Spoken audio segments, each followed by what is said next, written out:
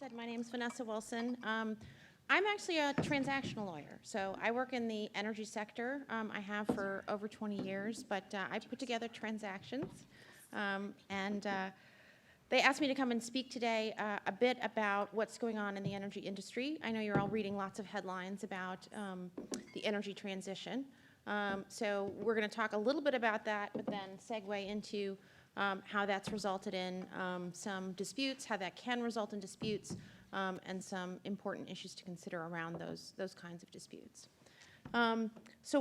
What is the energy transition? It's something that you're hearing about in the news and reading about.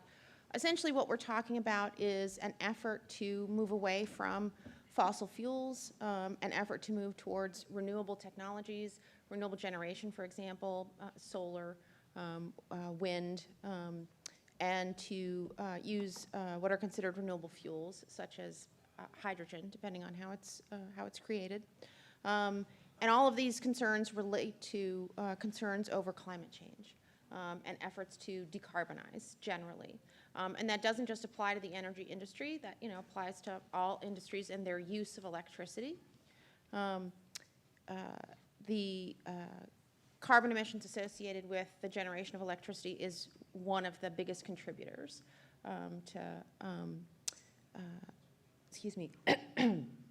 it's one of the biggest contributors to carbon in the atmosphere, and so that's why it receives a lot of focus. So there's been a push towards renewable for a good while.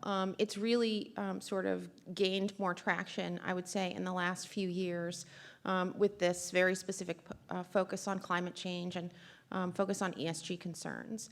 And so all around the world, including in the U.S., policymakers are trying to figure out what's the right approach, what can we do to encourage the development of renewable resources. In the U.S., we recently enacted what's called the Inflation Reduction Act in August of 2022. It really is a huge step forward in climate change-related concerns. So this just provides a very high-level overview of some of the key terms. In the materials, the CLE materials that we provided, we actually provided a much more detailed breakdown if anybody's interested. But primarily, the focus for purposes of the discussion today is that they've created a number of incentives. It's referenced there with clean energy projects intended to make the development, construction, ownership, operation of energy infrastructure projects relying on renewable technologies more profitable, to support the development of those projects and hopefully support the transition away from fossil fuels. This is just the most recent legislation in the U.S. There are efforts, in all around the world to address these concerns. And again, if you want more information about the Inflation Reduction Act, we included a detailed breakdown in the CLE materials we provided. So this is just one of several trends we're seeing in the energy sector. The energy sector is impacted, just like every other sector, by world events such as the war in the Ukraine, the COVID pandemic. There's a number of issues that are being dealt with in the context of determining the right policy, moving away from certain programs, adopting new programs. In addition, we're seeing a lot of companies across all industries have a strong interest in decarbonizing their operations, in using renewable energy, and there aren't local options available everywhere. So those companies, starting with the big tech companies, but now we're seeing it really across all industries, have been taking steps to try to purchase renewable energy directly, and that's resulted in what we call the corporate PPA market.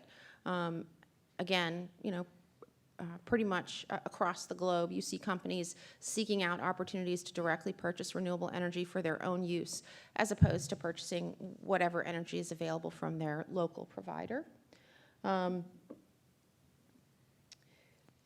other trends that we're seeing in addition to the change in law issues and the demand from end users include a number of sort of international trade issues, including concerns over how panels are manufactured, the use of forced labor, unfair international trade practices and steps that the U.S. and other countries are taking to try to address those, supply chain issues. So there's a broad landscape against which the energy sector is trying to accomplish this energy transition. Some of those developments are positive, some of those developments are negative, but any kind of change, I think, can be challenging in the context of developing projects and trying to own and operate a business. So what I'd like to do is get the panelists involved in talking about how some of these trends in the energy transition can lead to and contribute to disputes. But why don't we start by each person just taking a minute to introduce themselves. Sure. I'll begin. I'm Alexander Leventhal. I'm a partner at Quinn Emanuel in Paris. Good afternoon, everyone. I'm Clovis Trevino. Thank you for being here. And I am a special counsel at Covington and Burling and a professor of international arbitration at George Washington University Law School. More than a minute. I grew up as a lawyer in Venezuela, working on heavy crude oil projects. So a lot has changed during my lifetime as a lawyer. So although I'm not an energy disputes lawyer today, I do have that background, and I'm happy to share some ideas with you and welcome comments. Hello, everyone. My name is Varen Mascarenas. I'm a partner at Milbank, where I lead the arbitration practice out of the New York office. And maybe more relevant for today, I'm the vice chair of the CPR Arbitration Committee as well. Thank you. So what are some of the main drivers of energy transition disputes in the commercial sphere? How do you see these issues play out in the real world? I can take the first stab at it. I think our keynote speaker today really flagged a lot of the commercial risks involved with these clean energy transition projects. If we put to one side, because I think we'll all be speaking to this issue, but if we put to one side sort of like concerns about regulatory changes, the tariff rates or subsidies, but just think about the commercial risks that could give rise to disputes. When I talk to my project finance partners, their big concerns are for the equity sponsors and for sort of the syndicate of banks that are lending, how do they get back their investment with the right rate of return? And part of those concerns are very are real because some of this technology and projects, they're new, right? And so you've got all this upfront capital to build the wind turbine and to set up these projects, but then you've got concerns about the technology. It's rapidly evolving.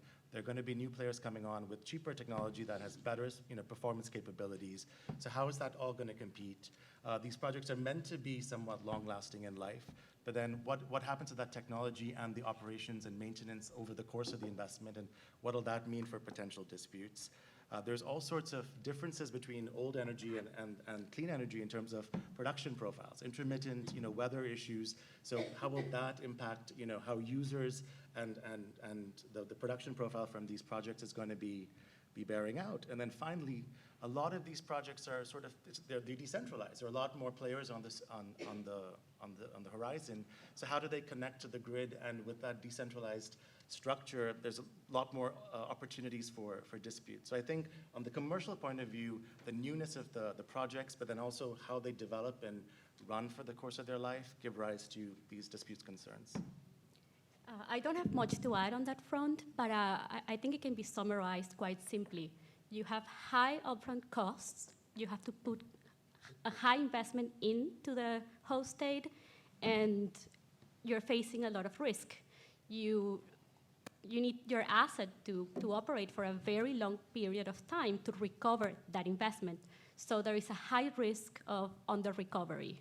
And that's really at the core of what I see as the wave of energy disputes we're seeing. Sure. And while I was a New Yorker for about 2/3 of my life, I've been based in Europe over the last 15-odd years. So my experience is primarily in Europe, which I think in the domain of renewables, Europe has a bit more experience perhaps than North America. And what I've seen are a number of discrete factors that have driven disputes. Some on the basis of who the players are, and others on the basis of how the business is changing. First, one thing that's interesting is when amongst energy generators, you have a lot of the old traditional oil and gas players that are moving into renewables, but you also have new players that have never been generating energy before, who have technology and are creating joint ventures to generate energy in different projects throughout Europe.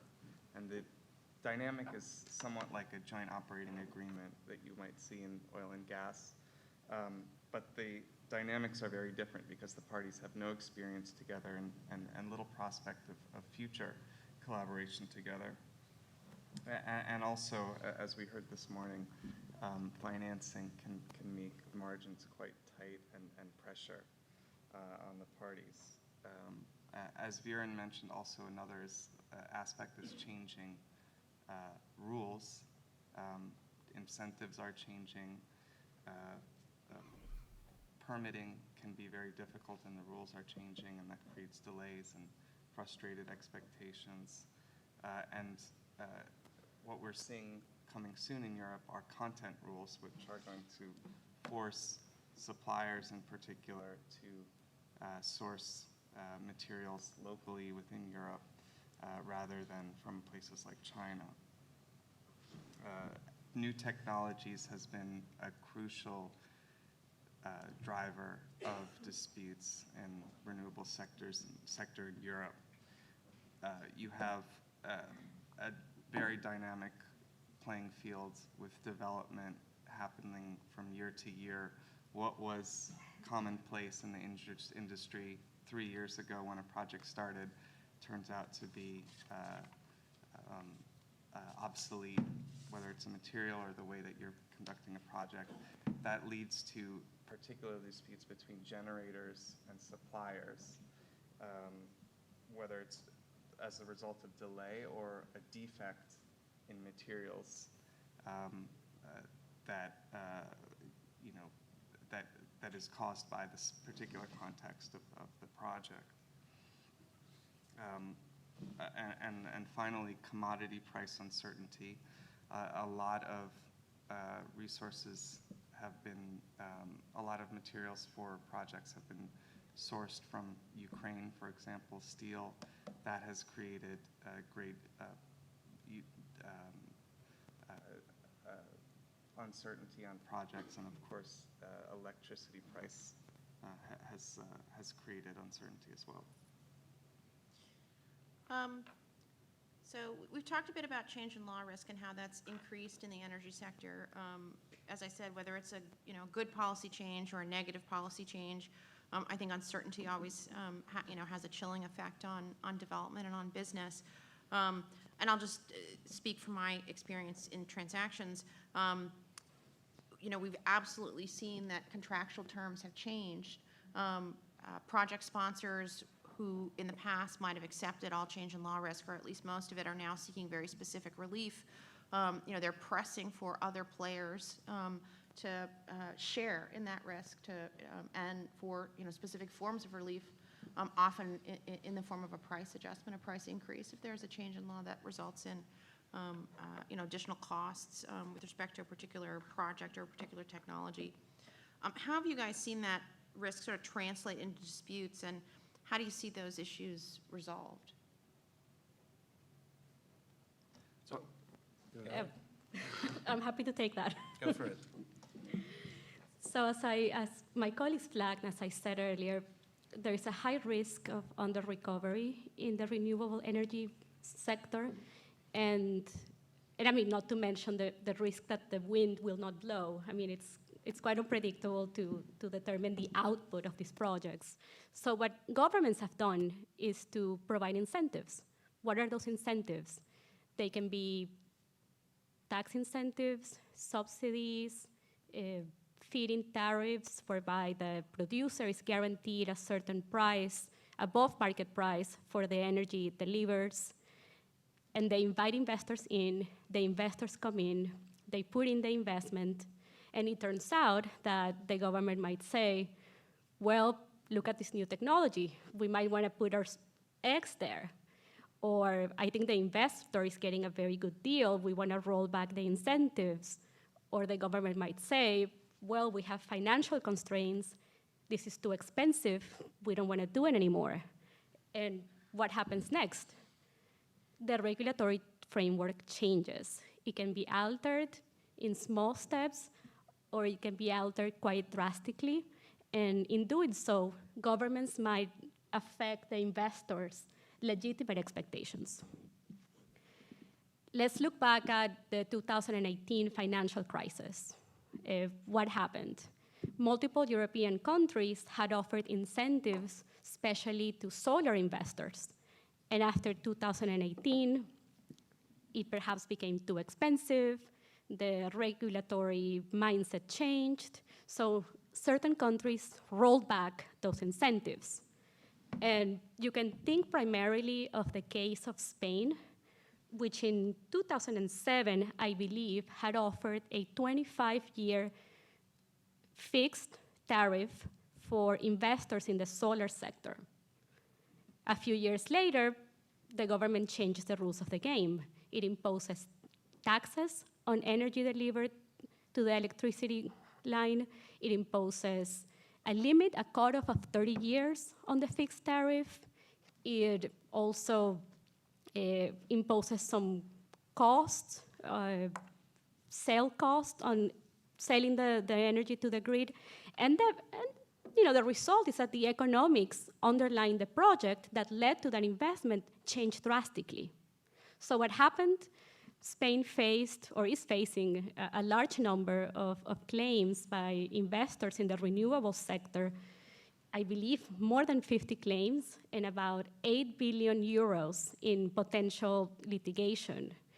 And I think thus far, the state has been ordered to pay about 1.2 billion to these renewable energy investors. To my knowledge, I don't think it has done so.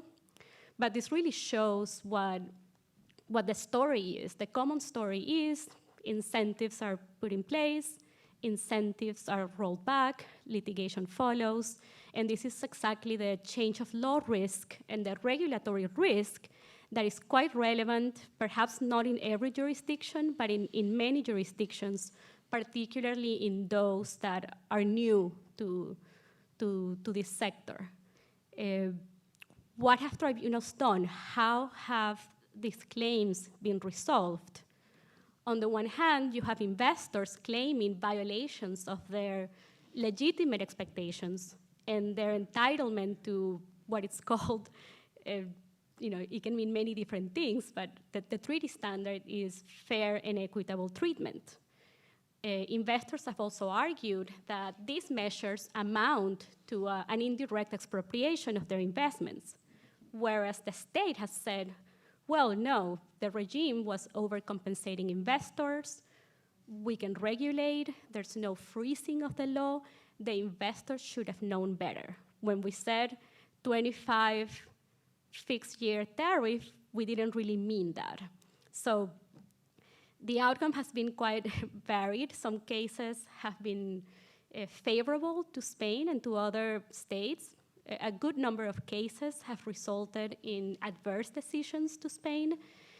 And I think the latest case came out maybe a week ago, or became public about a week ago, Triodos versus Spain, where the tribunal essentially applied a legitimate expectations framework to analyze the changes in the regulatory framework.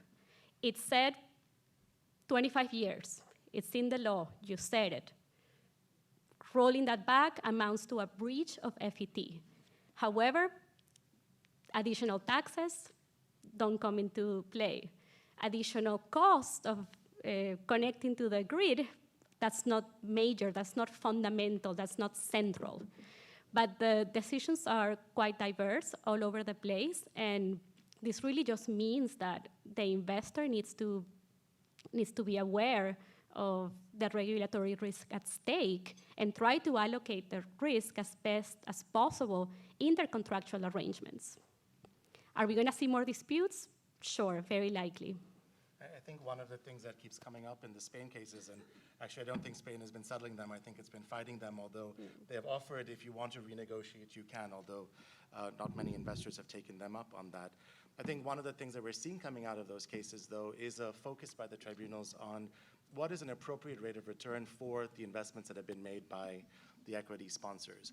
And especially where some of these projects have been subject to changes in the regulatory regime because they're trying to offset whatever is the increase in price of electricity to consumers, that's been taken into account by tribunals. And so they're looking at, okay, when you made this investment, were you sort of guaranteed, what's a normal rate of return, a reasonable rate of return, or something that you specified in your project documents or negotiated with the government that we're going to capture or center around. And if you got a little bit more than that, then you're good enough.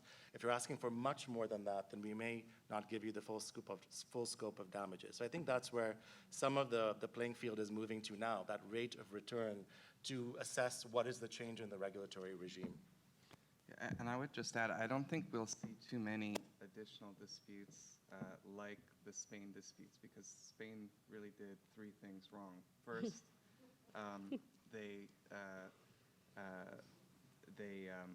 they didn't set a capacity limit on their auction. So as many generators that wanted these subsidies could apply for, so long as they applied before the deadline. And so they ended up having to pay tariffs to 5 or 10 times as many companies as they thought that they would in the first place. Second is that they put in the law that projects would be guaranteed a reasonable rate of return. So that was a promise that they made directly to those investors. And third, they actually tried to go back in time and claw back those subsidies from investors. And what we've seen throughout Europe since then is that governments have learned from those mistakes. For example, in the last year or two, France put an end to its tariff regime and had a very complex sort of formula based on a number of factors, and included a process by which investors could challenge the reduction in tariffs if they believed that they weren't being guaranteed a reasonable rate of return.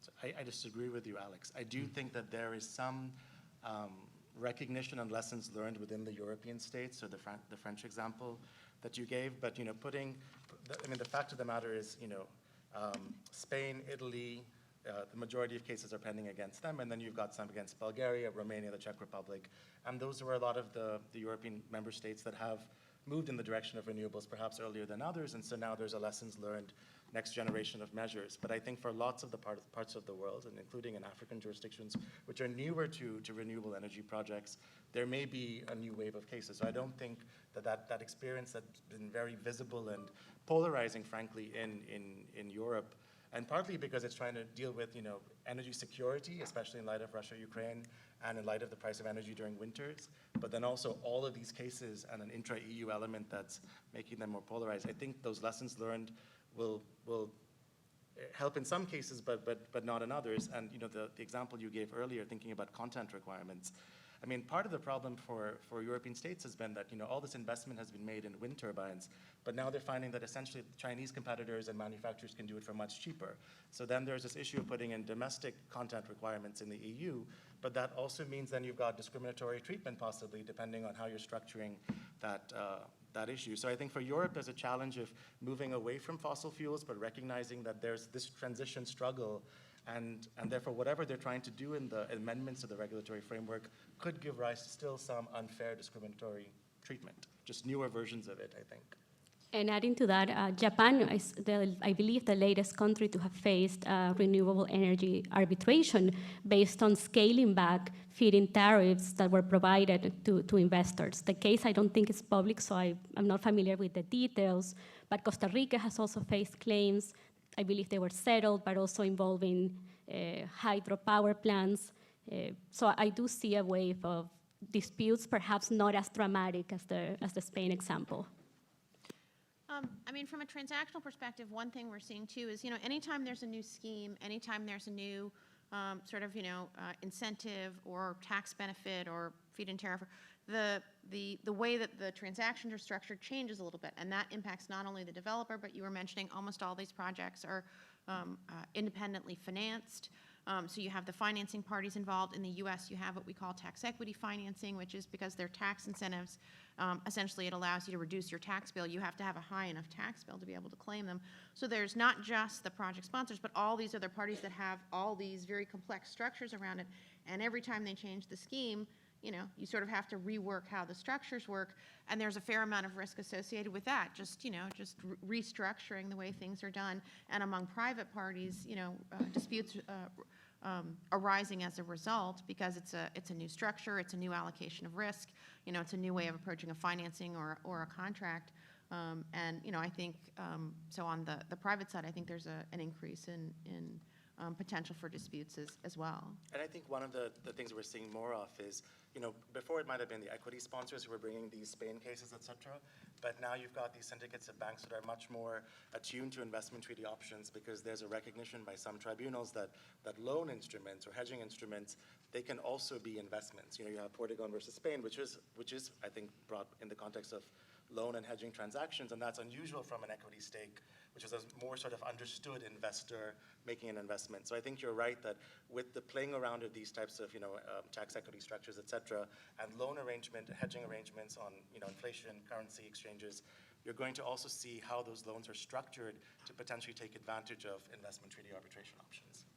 And just to add one point, in the commercial sphere, one new area of disputes that we've seen as a result of state conduct, although it's not necessarily incentives, is that states are entering into PPAs less and less with renewable generators. And what that has done is that it's created more of a market for corporate PPAs, as Vanessa was saying in her introductory remarks. And in corporate PPAs, generally, corporate off-takers are less willing to bear the risks that states are willing to bear. So one example is that you might have a baseload requirement in a corporate PPA, which means that the generator has to guarantee a certain amount of energy during a specific period. It could be hourly, weekly, monthly, or yearly. And that could be a problem for a renewables generator, given that the sun doesn't shine in many parts of Europe for as much as you'd like, or the wind doesn't blow as much. And what those generators have had to do is go to the market and purchase electricity to supply to the off-taker, which when, this past summer, energy prices were at 300 euros per megawatt hour as opposed to 5 euros per megawatt hour only several years ago, is a huge problem. And I think it's definitely worth pausing for a moment and noting the sort of power behind some of these corporate buyers, because more and more those corporate buyers are driving development in the U.S. and elsewhere, because they're the real end user. I mean, traditionally it was utilities. You would sell wholesale to utility. They would turn around and serve a pool of retail customers, and that's still the case in most jurisdictions. But these corporate buyers are sidestepping the utilities, purchasing directly. That's driving changes in policy, and they're really creating sort of a new market and their own set of market terms, the risks they're willing to take and the risks they're not willing to take. And it's also another sort of stakeholder in the in this larger context that has an interest in, are these programs going to continue? Are they going to be, dialed down? And what impact is it going to have on those end users who are, determined to use renewable energy and, move towards reducing or eliminating their Scope 2 emissions? So just to talk a little bit about some of the sort of international trade and supply chain concerns, and really international energy security concerns. A lot of these things really do boil down to energy security. We've heard a lot of talk lately about critical minerals and the role they play in the energy sector. What are you guys seeing in terms of disputes or potential disputes around efforts to obtain or control these key minerals? I think you heard some of that this morning, right, from Dominic during the keynote speech, that you can't think of clean energy and the energy transition without thinking about critical minerals. And so if you're talking about electric vehicles or you're talking about battery storage, then you are focused on your lithium supply or your cobalt supply. And so we're seeing actually a wave of disputes right now against the Congo, right? There are certain places in the world that have lithium deposits, the Congo being one, a big source, but also, you know, Australia, Chile, and Argentina and Bolivia with salt flats and so forth. And some of those governments, frankly, in Chile, there are draft measures pending about nationalizing the lithium sector, because there's this question of lithium prices going up and them being so essential to clean energy in that transition that I think like a discussion of energy disputes will involve a discussion of these mineral disputes. And some of it is very complicated from an international law perspective, because cobalt, the big place for looking for it now in some ways is like deep seabed mining, right, in the high seas. And so you've got the International Seabed Authority issuing exploration licenses, not just to private companies, but also the governments of India, you know, Korea, Poland, that are looking for cobalt and other sources to go into the battery. So I think that aspect, which also has environmental issues and law of the sea concerns, will be a related set of disputes in the energy transition. And to that, I would only add that in addition to where those minerals are located, an important question that I think will be relevant in the next disputes is who controls those minerals. And I would say that China is likely the biggest player. Yeah, and then you have other jurisdictions reacting to that market power, maybe reacting to what they perceive as an inappropriate level of market power. They, attempt to put policies in place to address that, and it's a whole other wave of impacts on energy producers and those trying to operate in the sector. Including what's in your Inflation Reduction Act provisions, right? Exactly. So he's referring to there are manufacturing tax credits in the Inflation Reduction Act that represent an effort to encourage the development of domestic manufacturing of solar panels and batteries in particular. And again, a lot of that comes from some of these international trade concerns of that kind of equipment coming out of China, but also Asia generally. There's a prohibition in the U.S. now on anything that's was manufactured using forced labor. There were a lot of accusations around PV panels being part of that, and then just efforts to circumvent some of those tariffs in other jurisdictions and the impact that's had. And again, you're as a solar developer, you're looking at all of these issues that are not just in the state you're operating in or in the country you're operating in, but globally that are having these impacts and creating these uncertainties and these risks that are pretty difficult to manage. So if we could talk just for a minute about sort of price volatility, I think. Energy is a commodity, electricity is a commodity, as are a lot of the other products that we're talking about, hydrogen, natural gas, oil, and a lot of the products that come out of generating electricity and serving customers aren't necessarily just electricity, but, other kinds of products, what we call ancillary services. We've seen circumstances where the prices for these commodities have gone way up. And I'm not talking about like slowly rising over time, which is the case with electricity, but based on an extreme weather event or based on some other extreme event, the price, shooting up or going negative in a particular market for a particular period of time, putting players who have contracts in place in a, sort of a pretty extreme circumstance where if they live up to their obligations, they're paying out or, in a position to lose tremendous amounts of money, going well beyond some of these, like, are we getting the full return? How have you guys seen those extreme circumstances? How have you guys seen private parties try to address those circumstances, maybe defend against living up to whatever their obligations were in these extreme circumstances? And then sort of what is the impact of some of those defenses and positions that are taken in those extreme cases? For me, for the example that I have with one of the clients that I have is that they're supplying under fairly long-term contracts to a number of buyers. And so to some extent, rather than have breach of these contracts and sort of efficient breach where then you're going to the spot market if it's to your benefit or not, there is a concerted attempt to renegotiate, frankly, across the board, because there's a recognition that this change in circumstances, even though we should be accounting for it in sort of the risk assessment that's underlying the contract terms, is impacting businesses significantly. So I think that is one thing that we see.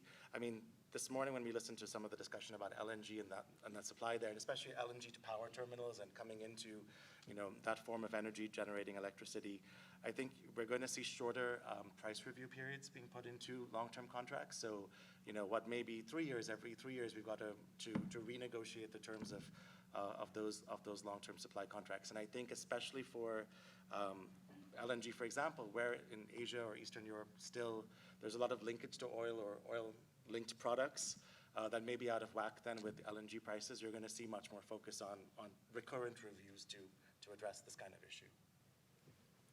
Any comments? On that, I would say that, frankly, price review or arbitration is exhausting, and I always wonder whether there's a better way to solve those disputes. And a colleague of mine might say that baseball arbitration is the solution for those pricing disputes. That's just an idea on efficiency and just trying to find solutions that are business-oriented and perhaps not so litigious as the ones we see in our practice. Yeah, and I would just add, in the short term, obviously you do see parties reneging on obligations because it's much more economically interesting for them to sell at the market rather at a fixed price in terms of selling electricity. But there is movement in the EU to decouple electricity markets from the price of gas and force energy generators, including obviously renewable generators, to enter into long-term fixed price contracts, whether they're PPAs or contracts for difference. So the future, the long term of sort of price volatility, I think, and what effect that has on disputes is really in flux in Europe.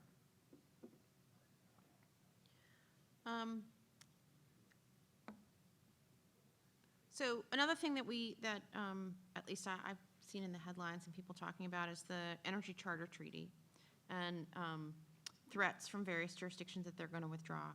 What is the Energy Charter Treaty, and what does it mean if countries are withdrawing from it? Go for it. It's yours. Sure. I mean, the Energy Charter Treaty is a multilateral instrument that many member states, many countries have signed up to, and it protects essentially energy products that are listed and defined. And I think this sort of came out, to provide sort of protection and stability of energy security and investments in countries where it may have been risky to do so because of fears of change in governments or change in policy. Some call it resource nationalism that could then take over these projects or change the terms of the investment where there has been significant capital outlay. There's been some concern now that the Energy Charter Treaty is incompatible with goals of countries to achieve the Paris Agreement, the 1.5 Celsius issue, the net zero by 2050, especially in light of all of these cases that are pending, some of them in the renewable sector, which were to incentivize investment in renewable energy because of those goals about climate change concerns. And so there's been a discussion about amending what is the scope of the Energy Charter Treaty and the products that are energy products that are protected by it. And a lot of this has come out of the European Union, and part of it is in response to some of these cases against Spain, Italy, and so forth.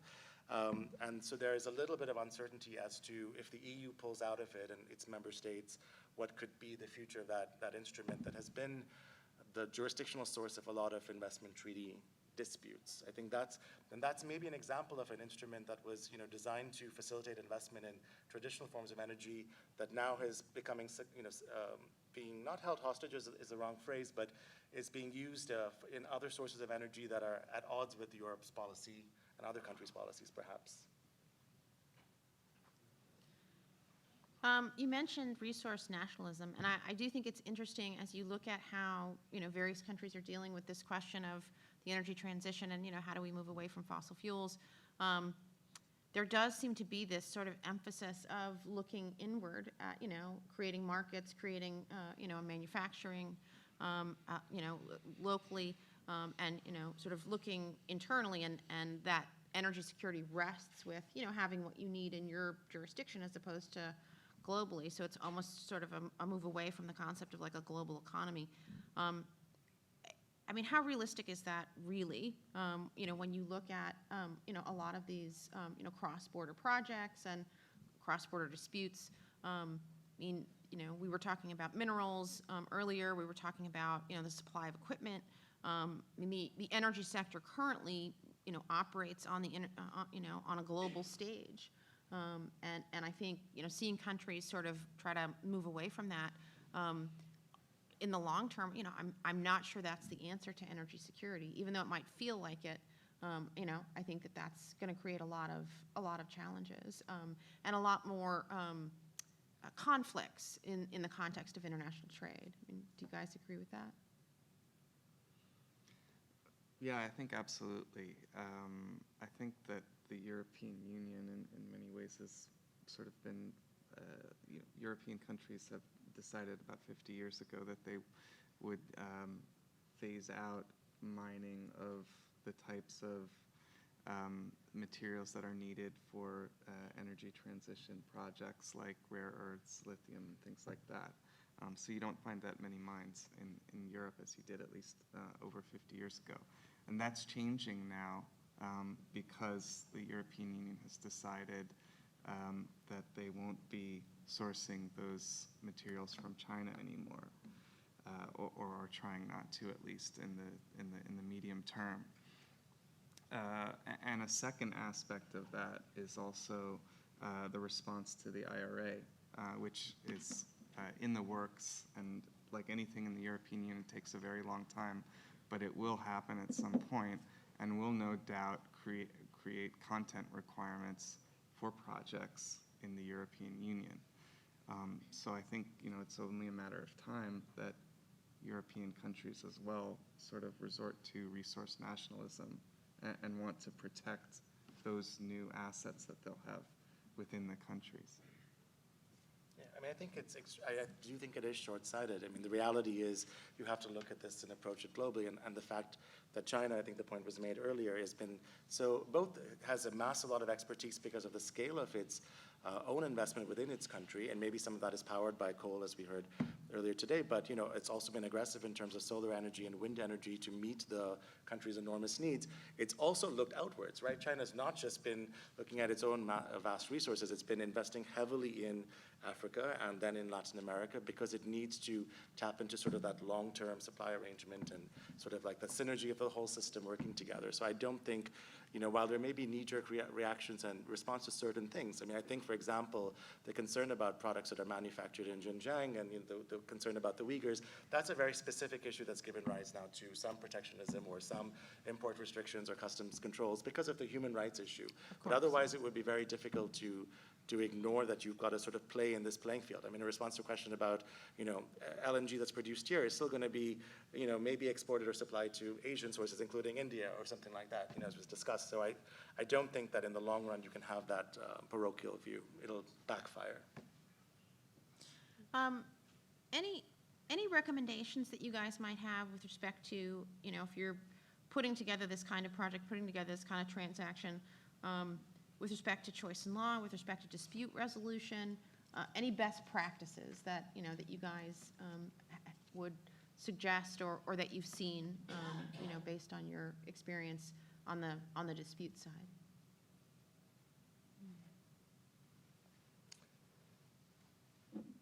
I think one of the things that I would you know, focus on is if you are worried about regulatory changes and the kinds that have been discussed about, you know, cases in Europe but other parts of the world, that you do consider when structuring your investment, whether you are, you know, the lender or the sponsor, that you're going to get some treaty protection, especially if there are changes in, you know, Energy Charter Treaty amendments or parties that denounce treaties or exit from their bilateral investment treaties. And I do think you have to think wisely, not just about the tax implications of how you're structuring the deal, but that potential recourse. So I think that's something that will be at the back of my mind, especially because not all treaties are equal, you know, in their protection, and especially as we're getting more sophistication in iterative generations of treaties, that the terms do matter, and especially some of the terms in terms of environmental impacts and so forth could give rise to legitimate cases or not, or carve-outs that, you know, you're no longer protected. So I think if I'm thinking about it from an international law perspective, that's what I would have in mind. It's hard for these projects because they're long-term projects, so you can't often predict what will happen down the line with a new government, right, or change in policy. But when we talk about it, especially in Latin American jurisdictions, or if you're based in like New York or the U.S. and you're looking at this issue, you are thinking about the wave of governments that are being elected and their politics, and then connected to issues like electricity in Mexico or lithium in Chile, and that would be very relevant to the choice of law for projects that are based there. I mean, I would say it all comes down to risk allocation, who bears the risk for what. So keep an eye on force majeure clauses, dispute resolution clauses. If you're interacting with a government regulator, make sure to get very specific commitments that would ground a claim for legitimate expectations. What else? I mean, I think at the end of the day, lenders likely have a say on, the more risk you bear, the more expensive the project would be. So at the end of the day, I think everyone would benefit from an efficient risk allocation in a contract. Yeah, I would second both of those points. I think that you need to think about where you can get, not only an investment treaty award, but where you can get an enforceable investment treaty award as well. So think about, especially if you're looking at Europe, structuring an investment through a country outside of the European Union that has a treaty with the one in which you're investing. And second, I think, and I'm thinking particularly about suppliers, but also I think it would this comment would apply to energy generators, is think about what the contract says and what the applicable law says about changed circumstances, frustration, imprévision in French law, things that would allow you to, or your counterparty to get out of your contractual obligation or renegotiate those obligations in the event of duress or significantly changed circumstances. There's a few terms in the U.S. Impossibility of performance is one, but it's a similar concept. So we're going to open things up to questions. Does anybody have any questions? I think feel free to just shout them out, but there's also mics around if anybody. Put up your hand if you've got any questions. There's one over There's there. one right there. Oh, sorry. Thank you. Thank you for that discussion. That was very interesting. My name is Estefania San Juan. I'm at White & Case, and I just had a few questions following up on some of the discussions around expectations on future investment disputes. And so first, just a comment following up on something that Clovis mentioned, which is, whether expectations are that disputes arise when states claw back some of the incentives for renewables. And just a note that, we've also been seeing a lot of changes from state that aren't that blatant necessarily, but they might go more towards changing the order of dispatch in the spot market so as to benefit state-owned entities, and also forced renegotiations of PPAs where the energy price was set assuming the more expensive cost of the sunk investment back in the day, and now, the states are maybe forcing some of the, a reduction in the energy price. So just a question if you have seen that and you expect more of that. And then the second question is related to, back in the day, they used to say when those state incentives were put in place that you would expect a wave of investment claims from conventional energy investors, claiming discrimination and the like, and that hasn't really happened. And so just wondering whether you think that with new efforts to incentivize renewable energy during this energy transition, if you might see some of those claims that were expected to happen before or not, or if you think that it will be more concentrated in the renewable investors in those disputes. Thank you, Stephanie. I'm happy to take your first question. And as you said, we might not see the drastic clawback, retroactive, clawback of incentives that we have seen in the case of Spain, for example. Spain also undertook minor regulatory changes, like imposing, taxes, access tolls, limitations on working hours, just smaller changes that affected the economics of some of the projects. And really the question is, what is a legitimate regulation as opposed to, and this is from some of the cases, a disruption of the legal regime that was created to incentivize that investment, or a complete alteration of that regime. And as we have seen, the answers that tribunals have provided have been different. In the latest case that I'm aware of, the tribunal in Tríodos v. Spain found that the clawback, or the withdrawal of the 25-year fixed tariff, was a central feature of the investment framework that was put in place to invite investors. And that gave rise to a violation of legitimate expectations. But other regulatory changes, such as the limit on operating hours or the additional cost to access the grid, were not, and did not constitute impairment of those investments. So I think it really is a case-by-case analysis, and we'll see how the law develops on that. I'll say just from a transactional perspective, I think that jurisdictions that take the very aggressive approach, as opposed to maybe the more subtle approach, investors and sponsors have very long memories. And when they're put in this sort of position where they've relied in good faith and sort of done everything they thought they needed to do to have a good project and have an expectation of a return, I think we've seen this very consistently, that when this sort of things happens, then investment isn't flowing into that jurisdiction. They pay a price for taking those steps, and they sort of maybe go too extreme in one direction, then there's an overcorrection, and then there's a lack of interest in development in that jurisdiction as a result. So I think another sort of thing to watch is how those jurisdictions then try to recover from that, from the consequences of that, and put themselves back in a position where people are interested in investing and putting projects in the ground. Yeah, I think that's right, and I think also that what we've seen from states is a great deal of change in the way that they approach sort of incentivizing renewables. And oftentimes, states have incentivized renewables to the detriment of energy stability and security, because you simply can't have 100% renewables and have electricity running 100% of the time. So I would expect to see, for example, with respect to the order of dispatch, for a change in the way states go about ordering dispatch of renewables and coal and other projects, because in the long run, there will be no longer any coal projects or LNG projects if that order is maintained. Any other questions?